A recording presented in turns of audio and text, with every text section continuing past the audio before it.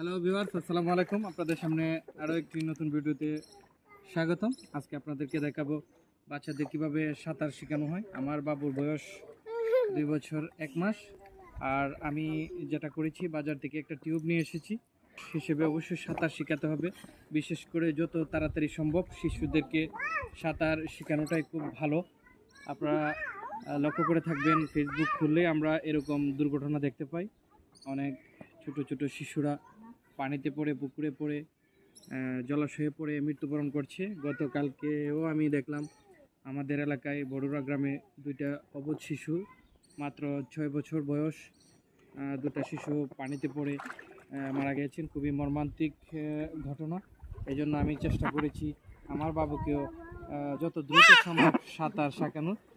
সেও খুব এনজয় করছে, যদিও তাকে একটু ধরে রাখতে হয়। এখনো সে বুঝতে পারেনি কীভাবে সাঁতার শিখতে হয়। যদি কৌশলটা শেখানো যায়, আমার মনে হয় খুব বেশি দিন লাগবে না সাঁতার শিখতে। আমাদের যারা আমরা অভিভাবক আছি, আমাদের উচিত অবশ্যই খুব তাড়াতাড়ি তাদেরকে সেই কৌশলগুলা শেখানো, এবং গ্রামে যারা আছি বিশেষ করে তাদের অবশ্যই পুকুরে নিয়ে অন্তত সপ্তাহে 2 দিন বা 3 দিন হলেও তাদেরকে সাঁতার শেখানো। তো ধন্যবাদ সবাইকে।